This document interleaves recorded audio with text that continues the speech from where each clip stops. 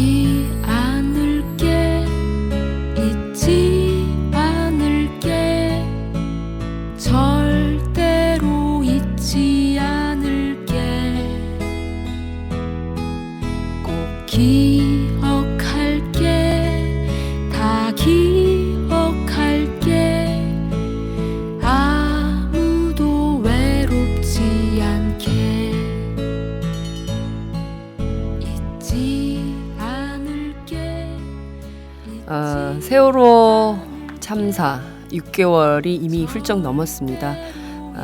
봄에 아이들을 그렇게 떠나보내고 이제 다시 또 찬바람이 불기 시작했습니다. 그렇지만 정치권 안에서 세월호 특별법 아직도 잠자고 있습니다. 협상이 어느 정도로 진척이 되고 있는지 점검도 필요할 것 같고요. 그래서 저희가 특별히 오늘은 세월호 가족 대책위와 함께 특별 긴급 편성을 하도록 했습니다. 말씀에 함께 해주실 분들을 한 분 한 분 우선 소개를 해드리겠습니다. 가족대책위 대변인 맡고 계신 유경근 대변인 자리해 주셨습니다. 예, 안녕하십니까. 예은이 아빠 유경근입니다. 네, 김성실 부위원장님 자리해 주셨습니다. 안녕하십니까. 단원고등학교 2학년 4반 7번 동혁이 엄마 김성실입니다. 네, 가족대책위 법률대리인이신 박주민 변호사님 나오셨습니다. 네, 안녕하십니까. 박주민입니다. 네, 저희가 대변인님 하면 되게 어려워요. 그러니까 그냥 유민이 아빠한테 죄송합니다. 예은이 아버님 이렇게 하고 동혁이 어머님 이렇게 할까요? 네. 예, 좋습니다. 예. 저도 누구 아빠 누구 엄마 이게 또 좋더라고요. 예, 그러면 그렇게 호칭을 통일하는 것으로 하고 저희가 지금 오늘 이 방송을 하는 이 시점 23일이죠. 네. 네.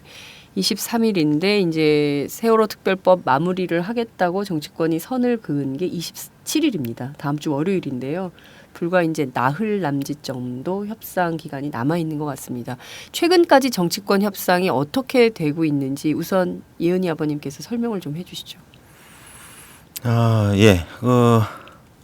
이제 오늘 이제 긴급 편성이 돼서 오늘 녹음을 하고 있는 걸로 알고 있는데요. 네. 그 이유를 좀 먼저 말씀을 드려야 될 것 같아요. 요 근래 들어서 이제 많은 분들이 그런 말씀을 하시는 걸 들었는데, 이 세월호 참사에 대해서 이렇게 잘 모르시는 분들은 이런 얘기를 하세요. 이제 다 끝났죠? 아니면 이제 뭐 합의만 보고 뭐 보상금만 받으면 다 되는 거죠? 뭐 이렇게 얘기하시는 분들이 의외로 아직도 굉장히 많이 있고요. 네. 또 이 참사에 대해서 많이 관심을 가지고 지지하고 응원을 해주셨던 분들까지도 네. 뭐라고 그러시냐면 이제 특별법은 다 된 거죠. 이제는 뭐 진상조사 시작을 하면 되겠네요. 뭐 이런 식의 이제 말씀들을 많이 해주시더라고요. 그래서 참 이게 아닌데라는 생각이 많이 들었고, 네. 그래서 이제 특별히 그런 부분을 좀 말씀을 드리고 싶어서 이 자리에 나왔습니다.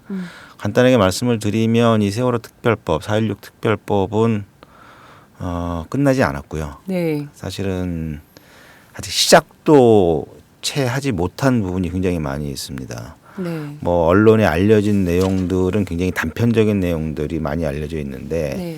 그런 내용까지도 아직 합의를 본 게 없고요. 네. 특히 깊게 들어가서 세부적인 내용으로 들어가면 지금도 여전히 평행선을 달리고 있죠. 그래서 정치권에서 말씀하신 대로 뭐 27일까지 합의를 끝내겠다고 이야기를 하시는 것에 대해서 네. 한편으로는 반갑고, 네. 왜냐하면 그만큼 의지가 있다는 이야기니까. 네. 근데 또 한편으로는 저희는 그 날짜가 중요한 게 아니고요. 네. 이 특별법의 내용, 음. 얼마나 진상규명을 철저하게 할 수 있는가, 네. 이게 핵심인데 자꾸 그런 부분을 비껴가려고 하는 게 아니냐, 뭐 이런 생각이 좀 들어서 좀 많이 불안하기도 하고. 네. 그래서 며칠 안 남았다고들 많이 얘기하시는데 그 기간 동안에라도 국민 여러분들께서 좀 더 관심을 많이 가져주시고 네. 또 응원을 해주시고, 특히 특별법이 제대로 만들어질 수 있도록 계속 감시해 주시고 견제해 주시는 것, 그게 필요하기 때문에 사실은 좀 부탁을 드리기 위해서 나왔습니다. 네. 그 말씀하신 대로 대개의 경우는 지난 3차 합의로 그 내용이 이제 고스란히 이제 가는 거고 거기에 이제 특검 추천권에 유족이 참여하느냐 마느냐 요것만 남은 마지막 쟁점이 남아 있다라고 언론들이 다 보도를 했기 때문에 일반 시민들은 이제 다 끝났구나라고 생각하기가 쉬운 것 같습니다. 박 변호사님. 예. 주요 쟁점이 어제도 밤늦게까지 그 여야 간 협상이 진행된 걸로 알고 있는데요. 예, 어제 밤에 1시까지 협상을 했다 그러더라고요. 새벽 1시요. 예. 예. 제가 전에 들은 쟁점은 가장 대표적인 게 이제 보도도 일부 언론에서 됐지만 진상 규명을 위해서 설치될 위원회, 네. 특별법에 따라 설치될 위원회 위원장을 누가 하느냐가 하나 좀 쟁점이 돼 있고요. 네. 새누리당 쪽에서는 다른 어떤 예전에 뭐 과거사위원회나 이런 것에 전례에 비춰서 대통령이 임명해야 되는 것 아니냐 이렇게 얘기를 하고 있는 것 같고, 네. 그다음에 예전부터 주호영 새누리당 정책위 의장이 얘기해 왔었던 그 동행명령이나 이런 것들을 위반했을 때 네. 과태료를 부과하는 것, 특히 네. 과태료를 많이 부과하는 것이 좀 위헌성이 있다라는 얘기를 많이 해왔었는데 그런 네. 취지에 맞춰서 조사 권한을 좀 약화시키려는 얘기가 좀 나오고 있는 것 같고요. 네. 그다음에 이제 그 청문회 관련해서도 네. 그 국회에서의 증언 및 감정에 관한 법률을 네. 가지고 왔는데 네. 그거 역시도 좀 약화시키려고 하는 그런 움직임이 좀 있는 것 같습니다. 그 외에도 크고 작은 쟁점들이 거의 20가지 가깝다는 이야기를 들었습니다. 자, 우선 하나하나 좀 따져보도록 하죠. 진상조사위원회의 위원장을 누가 하느냐 이것을 과거 전례에 비춰서 진실규명위원회 했었던 대로 과거사위원회처럼 대통령이 임명한다. 이거 똑같이 비교할 수가 없는 거잖아요. 그때 과거사위원회 경우는 대통령이 다 작고한 뒤에 맡은 것이고 이번 경우는 지금 사실상 사고에 책임이 있는 분인데 이분이 맡는다는 거는 제대로 된 진상조사를 할 뜻이 있냐 없냐 이것부터 좀 따져봐야 될 것 같은데요. 동혁이 어머니 어떻게 보십니까? 진상조사를 안 하겠다는 뜻으로 저는 보입니다. 제가 피해자라서 그런 게 아니라 네. 정말 이게 진실이 밝혀지려면은 굳이 잘못한 게 없다면은 안 해줄 이유도 없고 그 법안에 대해서도 여러 가지로 반대할 이유가 없는데 네. 진상조사위원회 뭐 위원 구성부터 시작해서 뭐 위원장까지 그러면은 대통령이 임명을 하겠다. 네. 그런다면은 그러면 대통령을 위한 특별법이지. 그건 특별법이라고 진실을 규명하기 위한 특별법이라고는 할 수 없죠. 대통령을 보호하기 위한 법이죠. 그거는. 예은이 아버님은 어떻게 생각해요?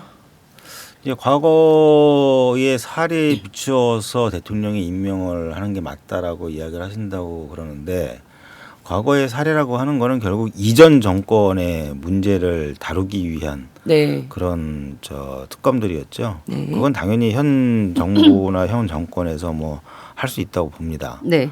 이해가 이렇게 별로 관련이 없기 때문에. 그런데 이번은 잠정적으로 현 정부가 조사의 대상이 될 가능성이 상당히 높고요. 네. 이미 정부가 앞질러서 내놓은 대책들을 보면 현 정부 조직법을 하겠다는 이유도 사실은 여기서 출발을 한 거잖아요. 네. 해경을 해체한다든가 그렇죠. 여러 가지 업무를 이관하고 조정을 한다든가 네. 결국 정부의 책임이 있다는 걸 이미 인정을 한 상황인데 네. 그런 상황에서 이 정부와 또는 정권이 개입을 해서 진상규명을 하겠다고 하는 거는 좀 말이 되지 않고요. 특히 저희 쪽에 대해서 공격을 할 때 뭐라고 그랬냐면 이 피해자가 직접 조사를 한다거나 수사권 기소권을 갖는다거나 네. 영향력을 행사하는 거는 안 된다.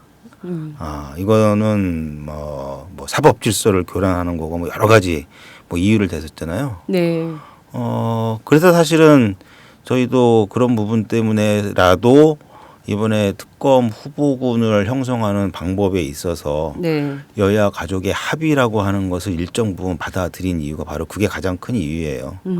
그걸 당연히 저희는 흡족하지 않고 네네. 굉장히 떨어지는 수준의 참여라고 생각을 하지만 네. 그러나 결국 여야 가족 3자가 합의를 해서 특검 후보군을 형성을 한다고 그러면 네.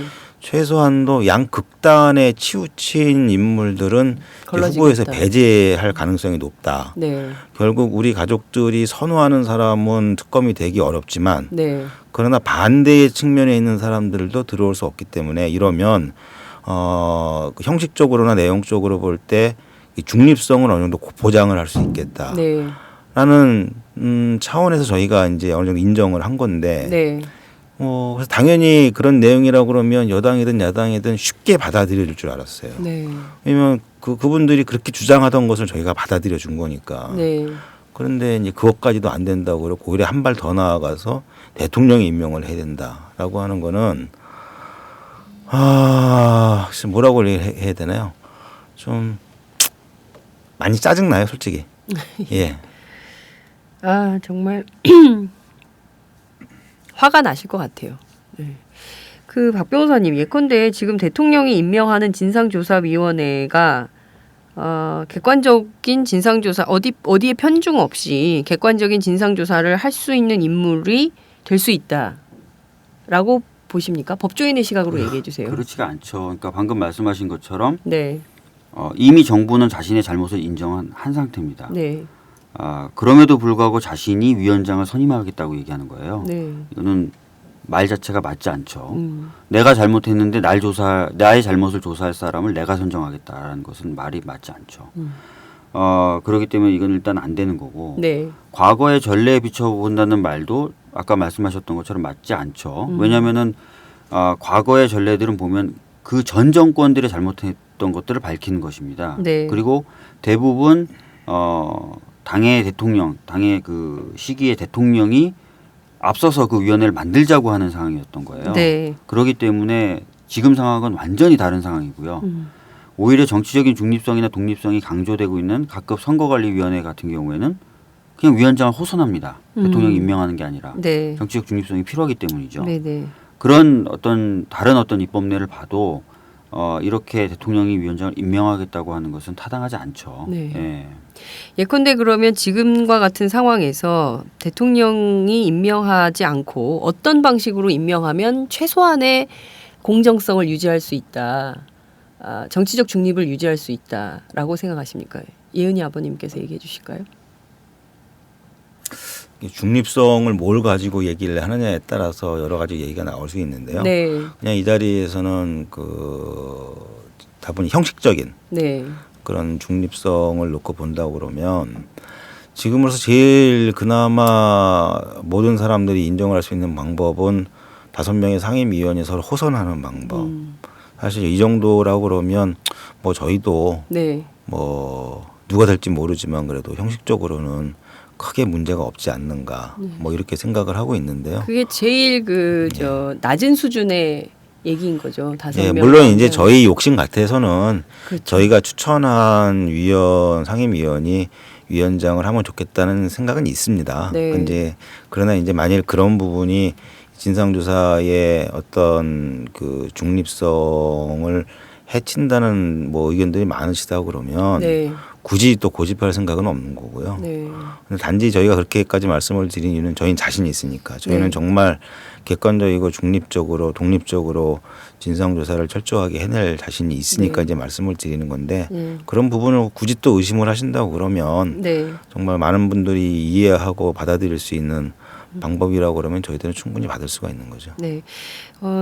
최소한 이제 사실 이런 거죠. 이게 포인트가 아까 그 동혁이 어머님 말씀처럼 이게 대통령을 보호하기 위한 법이냐 아니면 제대로 된 진상조사를 하기 위한 법이냐 위원회냐 그게 어디에 방점이 찍히느냐에 따라서 위원회 구성과 위원장이 누가 되느냐도 결정이 될 것 같아요. 근데 그 관전 포인트를 정치권에서 계속 잘못 잡고 있으니까 문제가 계속 풀리지 않고 지속적으로 계속 엉뚱한 방향으로 가는 것이 아닌가라는 생각이 좀 드는데요. 덧붙여서 이 동행명령 위반의 경우에도 조사를 해야 되는데 조사를 거부하고 안 나오면 강제 조치를 해야 된단 말이에요. 그러니까 강제 조사권이 있어야 실질적인 사건의 실체에 접근을 할 수 있는 건데 그 조사를 못하게 한다면 왜 하냐는 거죠. 동혁이 어머니 어떻게 생각하세요? 그러니까 제가 보기에도 이게 그 3년 이하의 징역이나 3천만 원 이하의 벌금이라고 되어 있었는데 네. 그것을 과태료 1천만 원 이하의 과태료 수준으로 낮춘다는 얘기 자체가 그러면은 안 나와도 된다고 미리 못 박는 거나 마찬가지예요. 실제 재벌 총수도 잘 안 나오지 않습니까? 그러니까 그러면 네, 약간 오해 소지 있어가지고 좀 네. 정정을 할게요. 네. 지금 동경이 어머님 얘기하신 게 이제 그 징역 3년 이하 네. 벌금 3천만 원은 이제 청문회 네. 증인에 대한 부분이고요. 네. 지금 말씀하신 이제 동행 명령과 관련된 것은 과태료 3천만 원으로 네. 지금 담정 합의가 되어 있죠. 네. 그걸 이제 뭐 그보다 훨씬 낮은 수준으로 떨어뜨리겠다. 1,000만 원으로. 예, 뭐 그런 글쎄요. 건가요? 금액은 뭐 1,000만 원. 예. 그럼 그 국회법에 따르는 거죠, 증인. 그러니까 국회 증언 및 감정에 관한 법률에서 갖고 온 건 이제 청문회 관련된 규정을 이렇게 갖고 왔고요. 예. 이제 동행명령이나 이런 부분은 이제 예전에 있었던 과거 입법 내, 그러니까 과거사위나 이쪽에 있던 걸 갖고 온 거예요. 네. 예. 그 실질적으로 그러면 이렇게 되면 그 위헌 논란은 있다 손 치더라도 이 논란 없어요. 근데 왜 주호영 정책위 의장은 계속 위헌 논란이 있다고 주장하는 아니, 겁니까? 그러니까 예전에 동행명령이 한 번 위헌 판결을 받은 적이 있습니다. 어떤 건에서 그런 그거는 동행명령이 불응했을 때 형사처벌을 하도록 했을 때였어요. 과거에. 과거에. 네. 근데 지금 과태료예요. 네. 그러니까 과태료와 형사처벌은 다릅니다. 네. 과태료는 행정벌이에요. 네. 예, 그렇기 때문에 전혀 다른 걸 놓고 과거에도 위헌 판결 받았으니 이번도 위헌이다라는 얘기예요. 네. 그러니까 말이 안 맞는 거고 예. 과태료를 3천만 원으로 함으로써 사실상 이게 과태료가 아니라 형벌이 된 거 아니냐라고 자꾸 또 얘기해요. 그러니까 과태료 받았으면 벌금 받았으면 됐지 뭘 더 해야 되냐 뭐 이런 식인 거잖아요. 아니, 그러니까 이런 거죠. 그러니까 과태료와 형벌이 다른데 네. 동행명령 위반은 과태료만 부과하도록 돼 있어요. 네. 과거에는 동행명령 위반했을 때 형벌을 부과하도록 돼 있었어요. 아. 형벌 부과하는 건 위헌이다라고 판결이 나왔어요. 네. 그래서 이번에 과태료로 바꾼 거예요. 네. 그러니까 이미 위헌성은 빠져나온 거죠. 네. 그런데 주호영 의장은 또 뭐라고 얘기하냐면 과태료 부과함으로써 빠져나왔는데 네. 과태료를 3천만 원으로 함으로써 네. 3천만 원이 많으니까 금액이 너무 많다. 이게 형벌과 같은 효과를 발휘하는 거니까 분명히 위헌성 시비가 생길 것이다. 금액이 라고 많다 본인이 보니까 예측을 하는 본인이 거예요. 예측을 하는 거죠. 그러면서 뭐라고 얘기하냐면 자기가 우리나라 법을 다 뒤져봤는데 네. 과태료 부과하는 케이스 중에 1,000만 원 이상을 부과하는 경우는 자기 못 봤다. 네. 근데 요 최근에 막 찾아보니까 5천만 원짜리도 막 나오고요. 그래서 이거는 지금 그쪽에서 그 세게 박 얘기하지 변호사님 못하지 기자들한테 꼼꼼히 설명을 해주셔야 돼요. 네. 왜냐하면 새누리당 출입 기자들은 주호영 의장이 그렇게 얘기하면 진짜 그런 줄 알고 그대로 막 쓰거든요. 그럼 또 여론이 호도되는 측면이 있어서 그러니까요. 가족 대책위 법률 대리인들이 꼼꼼하게 그런 거를 디테일을 챙겨서 기자들한테 설명을 해주셔야 정확하겠습니다. 예. 여하튼 지금 그러면 일단 위헌 시비를 주장하는 주호영 의장의 주장은 잘못된 걸로 저희가 좀 정리를 하고 넘어가죠. 예. 네. 그러면 위헌 시비 없는 겁니다. 청취자 여러분 꼭 기억해 주시기 바랍니다. 그러니까 동행명령을 위반했을 때는 더 동행명령을 위반하면 반드시 과태료 3천만 원 부과하게 해서 반드시 나와서 참석할 수 있도록 조사에 응할 수 있도록 만들어야 저는 좀 된다. 수정해서 제안을 하고 싶어요. 네. 이제 과거 예를 보면 과태료 5천만 원짜리 있다고 그러니까 네. 5천만 원도 올리면 어떨까? 3천만 원에서 5천만 원으로 올려라. 예. 아니, 과거 입법례를 자꾸 주호영 의장님이 얘기하시니까 네. 입법례에 따라 전례에 따라 5천만 원도 있으니까 5천만 원짜리 하면 어떠냐 이런 말씀이신 것 같아요. 예. 이 세월호 특별법은 특별한 법이니까 특별하게 더 올려도 되지 않습니까? 그렇죠. 사고 자체가 유례가 없는데. 네. 솔직히 저는 3천만 원이든 5천만 원이든 별 의미가 없다고 보고요. 네. 왜냐하면 물론 이제 일반적으로 보면 3천만 원, 5천만 원이 굉장히 큰 돈이죠. 네. 그러나 어느 정도 위치에 있고 네. 그다음에 진상조사위원회 불려가서 뭐 이것저것 또 시달려야 되고 네. 하는 입장에서는 오히려 크지 않는 금액일 수도 있어요. 그리고 또 하나는 뭐 이것도 섣부른 예측일지 모르겠습니다만 저 사람이 불려 나가서 조사 받아가지고 무언가 밝혀졌을 때 주변에 미칠 영향들이 있을 거 아닙니까? 네. 거기서 자유롭지 못한 분들이 글쎄요 이게 뭐 합법인지 불법인지 모르겠습니다만 또 십시일반 걷어줄 수도 있지 않겠어요? 예. 네. 그래서 별로 그렇게 그 금액이 뭐 중요한 게 아니다. 그렇게 중요한 건 아닌 것 같고. 예. 됐습니다.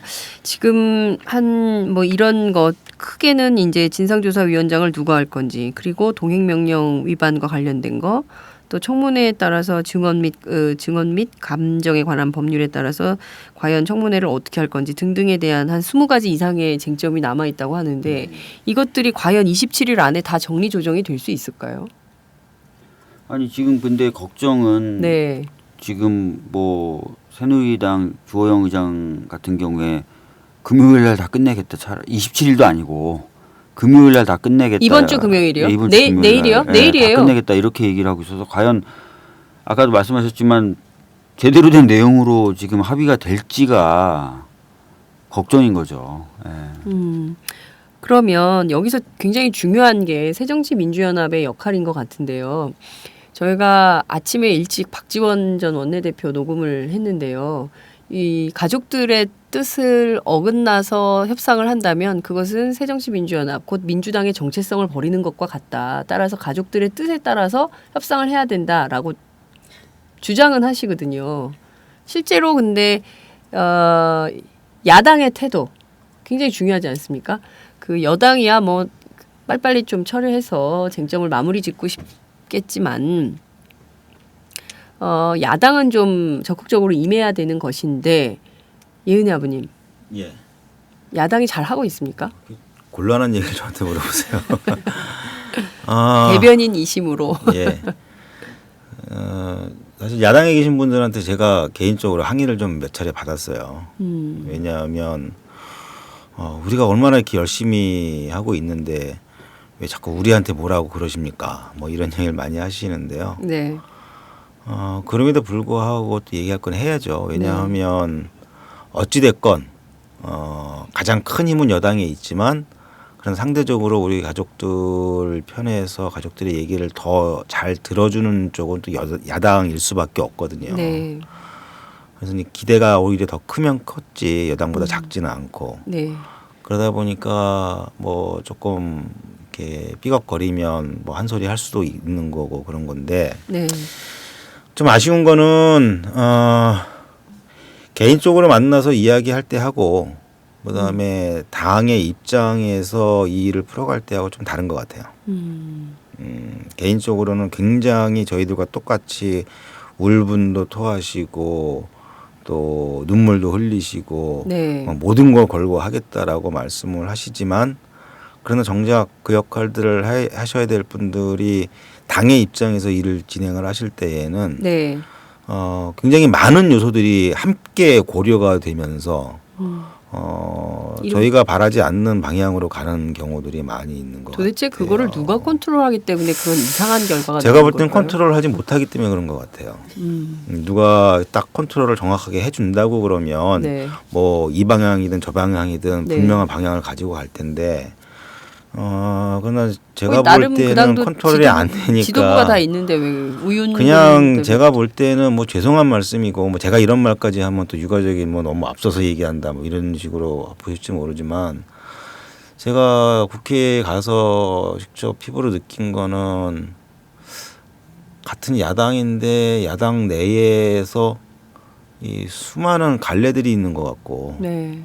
그 갈래들이 각각 자신들의 이해관계에 따라서 판단들을 따로 하는 것 같고 그래서 뭐 자세하게 말씀드리는 거 뭐 지금 주제 넘은 얘기라 좀 그렇지만 네. 그러다 보니까 저희가 어차피 기대해야 되는데 기대도 자꾸 삐끗삐끗 넘어지기만 하고 정말 좀 답답한 게 많이 있죠. 그냥 네. 결론적으로 딱 정말 바라는 걸 말씀을 드리면 네. 딱 한 분만 이번 딱 일주일만 네. 정말 이 세월호 참사의 진상 규명을 위해서 모든 것을 올인하는 그런 야당의 모습 한번 보고 싶은데요. 네. 뭐 그렇게 되겠죠. 예. 야당이 올인하는 모습을 보고 싶다라는 대목에서 저도 참 같이 답답함이 막 밀려오는데요. 여튼 24일 날 끝내겠다는 주호영 정책위 의장의 입장은 좀 무시될 수밖에 없겠네요. 여기서 만약에 뭐 동의해주고 야당이 그냥 쭉 가버리면 이거 좀 심각한 상황으로 갈 수도 있을 것 같은데요. 동혁이 어머님, 그 대외협력위원장 부위원장을 맡고 계신데요. 주로 대학, 시민단체, 노동단체를 다니시면서 이제 일종의 이제 연대 사업을 하고 계시는데 세월호 특별법 이제 이제 그만 끝내자. 뭐 그런 주장들도 많고 이제 노란 리본을 떼자 이런 얘기들도 많이 나온다는 거예요. 실제로 좀 다니시면 현장에서는 좀 분위기는 어떻습니까? 현장에서 분위기는 대부분 저희들을 만나고 싶어서 먼저 요청하시는 분들이 많으시기 때문에 네. 많게는 뭐 3,400명 계실 때도 있고 적게는 한 2,30명 그렇게 계시는데 대부분 다 저희들 말씀을 끝까지 잘 들어주세요. 그런데 이제 간혹 가다가 네. 엊그저께 간담회에서도 봤는데 오늘도 보는 분이 있어요. 뒤에서 팔짱 끼고 앉아서 계속 주시하고 지켜보고 있는데 학생도 아니고 네. 그렇다고 그 단체 성향에 맞는 사람도 아닌데 네. 계속 앉아 계시다가 얼마 전에는 제가 모 대학에 가서 질문을 받았습니다. 네. 뭐 이렇게까지 유가족이 나서서 예. 알리려는 의도가 뭐냐. 지금처럼 SNS도 있고 인터넷도 있고 지금처럼 알리려면 얼마든지 앉아서도 알릴 수 있는데 너희들이 그 언론이나 주요 언론에서 나오지 않는 이유는 너희들의 진실이 아니기 때문이 아니냐라는 식의 질문을 해서 대답을 하고 있는데 나가고 없더라고요. 그래서 주변에 물어봤습니다. 네. 아까 저 말씀하셨던 분 아시는 분 있냐 하니까 그 모 대학에 있는 여러 학생들이 다 처음 보는 인물이었다고. 근데 저희는 그 전에 간담회에서도 뒤에서 계속 발작 끼고 앉아 있는 걸 봤기 때문에 네. 아 이렇구나 하는 걸 처음으로 느꼈어요. 저는 그분은 몸으로. 누구인가요? 그러면? 알 수가 없습니다. 굉장히 적극적인 자세를 갖고 있는 그 정보관인 것 같아요. 적극적인 자세. 아, 그런데 계속 그렇게 그 일종의 그 필리버스터도 아니고 뭐라 그래야 됩니까? 그런 거를 그렇게 하는 분이 계시다는 거는 또 다른 어느 신분이 어딘지를 다음에는 꼭 좀 확인을 좀 하셔야 되겠네요. 그래서 어디서 나오신 분이 그렇게 적극적으로 참여를 하고 계시는 건지 왜 그렇게 하시는 건지에 대한 조사도 좀 필요할 것 같다라는 생각이 좀 드는데요. 자, 27일 날 여야 합의를 일단 끝낸다는 입장이 나온 상태이기는 한데 여야 합의가 끝날 가능성 박 변호사님 어떻게 보십니까? 지금 쟁점들이 많고 또 작지만은 않은 쟁점들입니다. 그렇죠. 그리고 오늘 아침에 제가 좀 얘기를 들어보니까 세월호 특별법도 세월호 특별법인데요.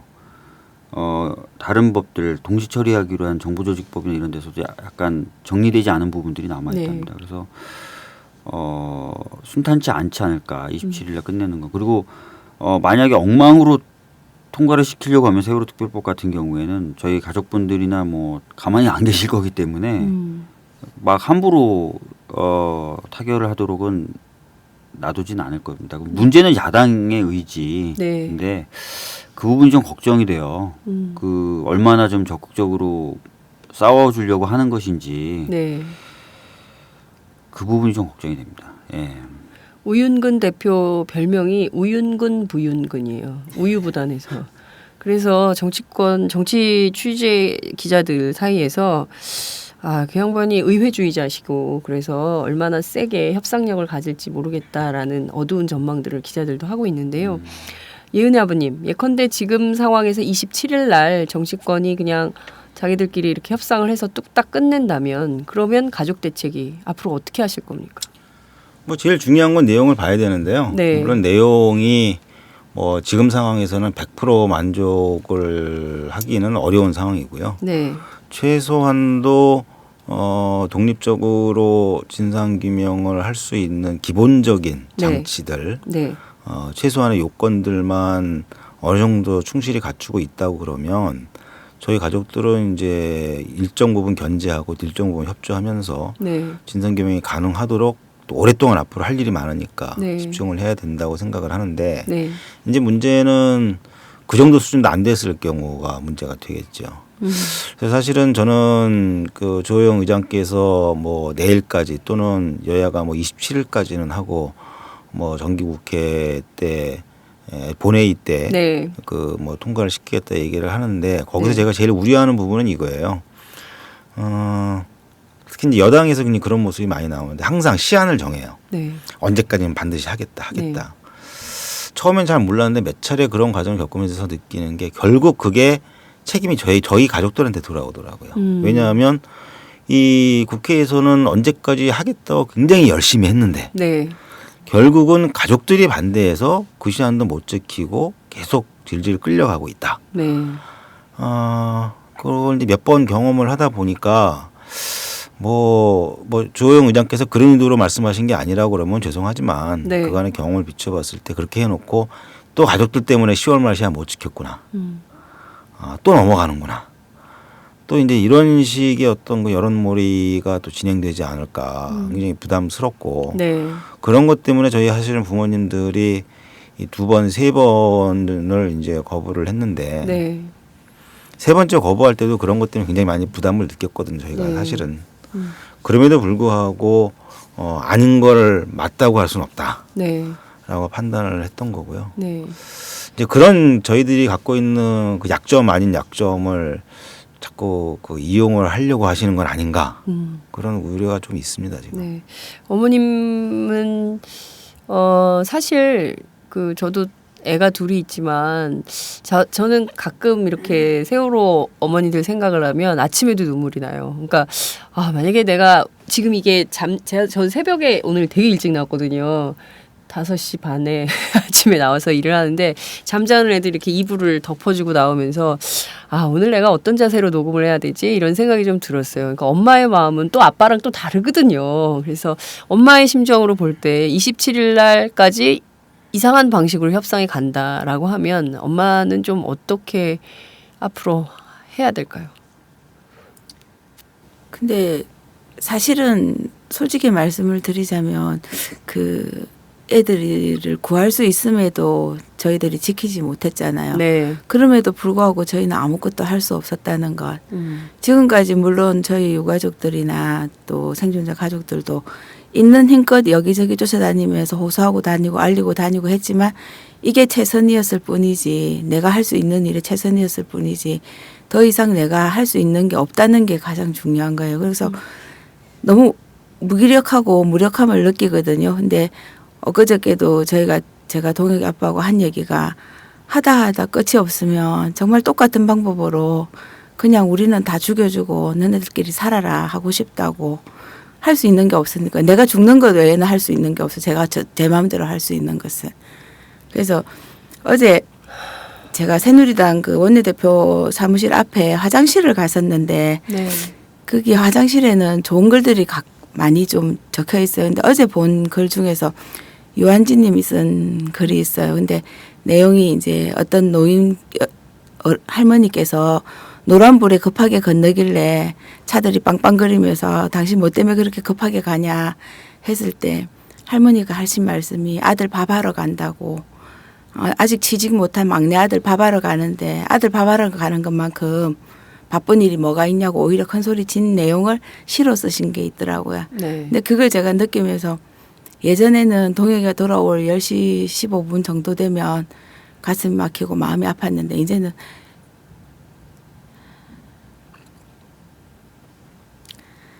해가 지고 밥을 할 때쯤 되면 생각이 나는 거예요.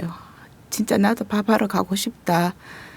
내가 잘하는 게 엄마들이 잘하는 게 이렇게 다니면서 호소하고 눈물 흘리고 그런 게 아니잖아요.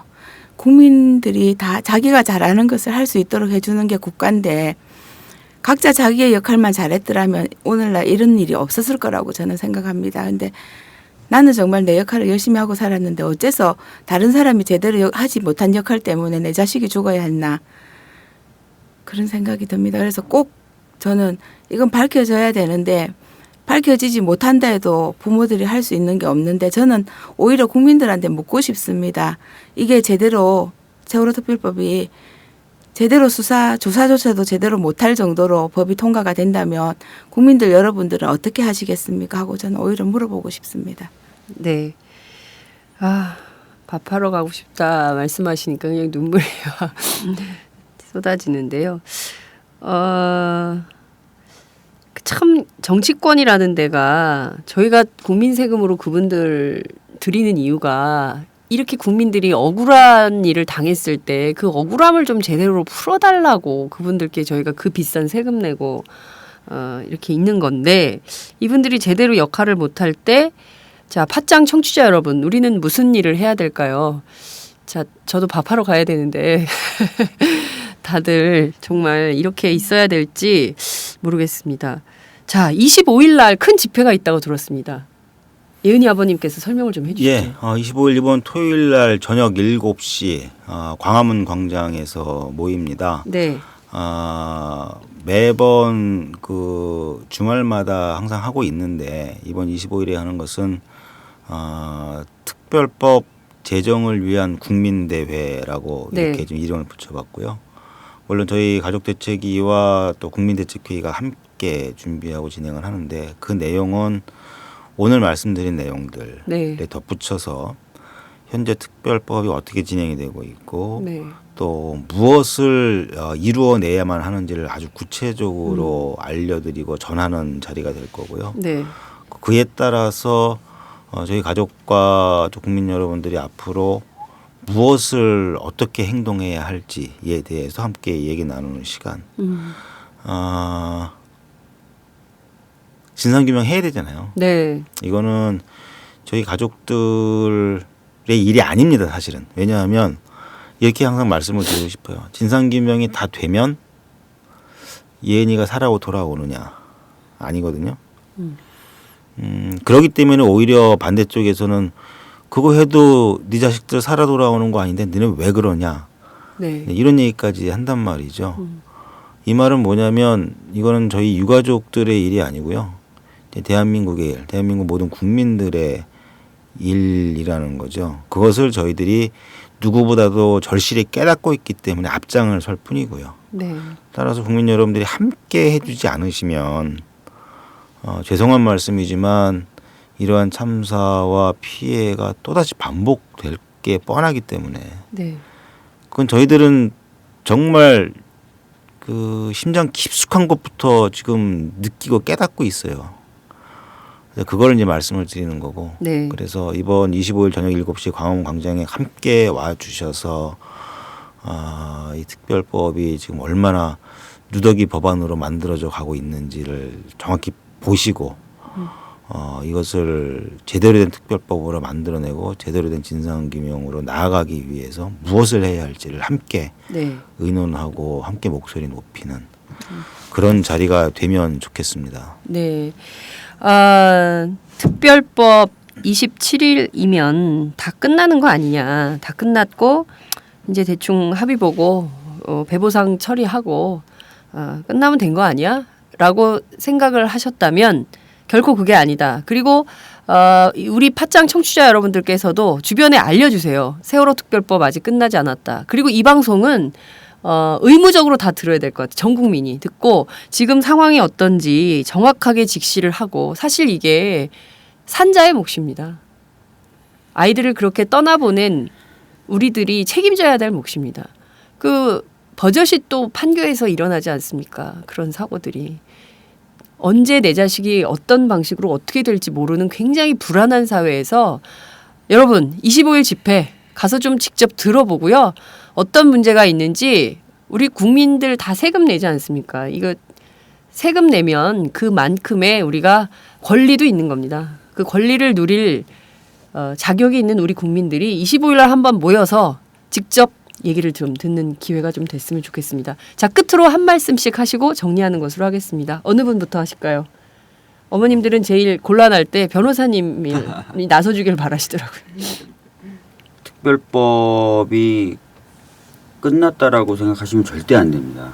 그거는 진짜 저쪽이 바라는 거예요. 네. 예, 저희는 저쪽이 바라는 대로선 절대 안 되고요. 마지막까지 최선을 다하고 관심을 가져야 된다. 이런 말씀을 좀 드리도록 하겠습니다. 네. 그리고 예. 예. 네. 국민 여러분들이 분명히 그걸 아셔야 돼요. 많은 분들이 그렇게 생각을 하세요. 왜 예를 들면 여당이 이렇게 미온적으로 나올까 또는 회피하려고 할까 특별법을 이렇게 좋게 만들려고 하지 않을까 왜 특검을 대통령이 임명하려고까지 무리수를 둘까 네. 많은 분들이 생각하시기를 대통령이 시켜서 그런 거 아닐까? 아니면 여당의 방침이 그래서 그런 거 아닐까? 누가 시킨 거 아닐까? 이렇게들 생각을 하시는데요. 솔직히 저는 그렇게는 보지 않아요.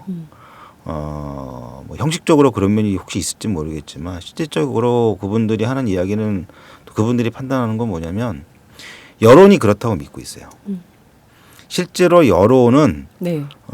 이런 식으로 진행을 해도 별 문제 없다. 네. 이제 이렇게 판단을 하고 있고 또 사실은 그런 데이터들이 많이 있습니다. 네. 드리고 싶은 말씀은 정말로 특별법이 제대로 만들어지길 원하시고 또 진상규명이 제대로 되기를 원하신다면 그게 바로 여론이라는 것을 대다수의 여론이라는 것을 국민 여러분들이 보여주셔야 되거든요. 네. 정치권은 특히 국회의원들은 여론에 민감할 수밖에 없죠. 그럼요. 대다수의 여론이 그렇게 하지 말라고 그러는데 그걸 굳이 하겠다는 정치인은 별로 없는 것 같아요. 그러니까 그 말은 결국 국민들께서 시민들께서 우리 목소리는 이것이다. 우리 뜻은 이것이다. 라고 하는 것을 강하게 보여주셔야 좀 제대로 된 길로 나아갈 수가 있고요.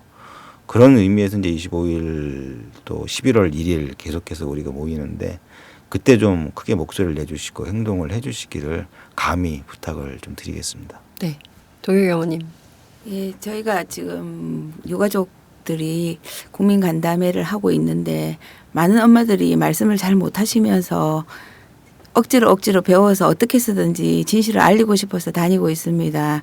이 방송을 들으시는 분들께서는 혹시라도 내 마음은 정말 세월호 피해자 가족들하고 마음이 똑같지만 옆에 아줌마 같이 일하는 직장 동료들 그리고 여러 지인들이 모르시는 분들이 계시면 언제든지 저희 유가족 국민대책위 방에 가면 간담회 신청서 있습니다.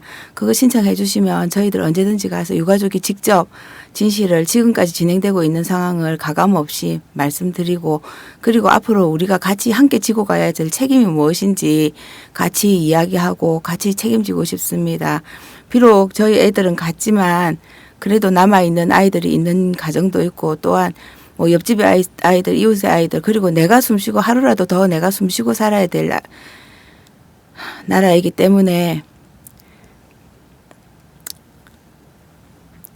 애보다 더 많이 사는 게 죄스럽긴 하지만 그래도 밝힐 건 밝히고 끝이 어딘지 한번 보고 싶습니다. 저희 유가족의 마음은 정말 유가족이 직업이고 싶지 않습니다.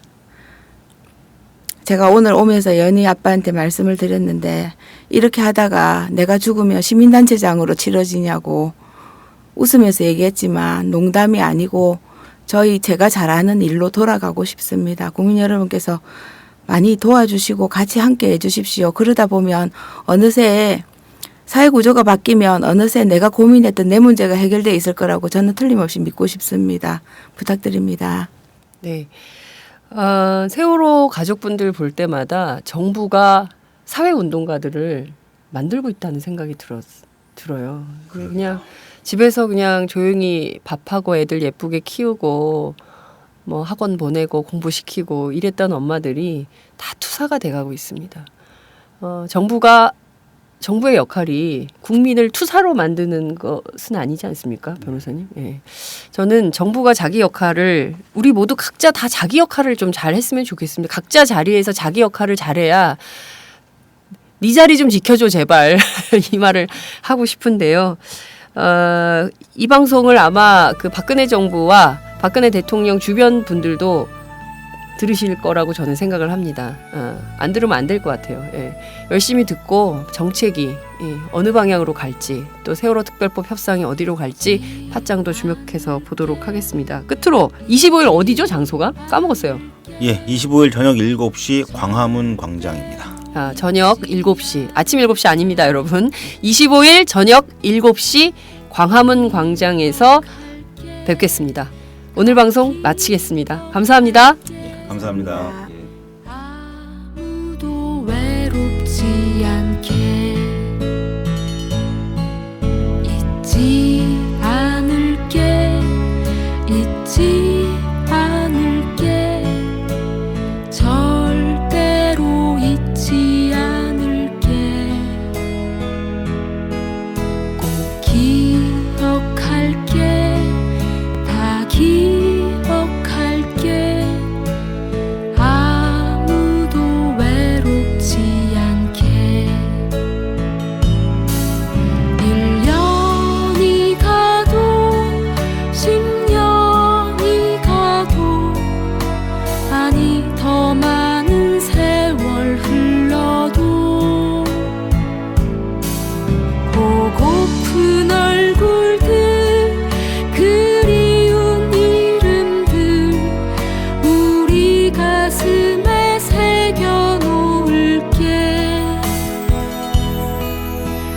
잊지 않을게 잊지 않을게 절대로 잊지 않을게 꼭 기억할게 다 기억할게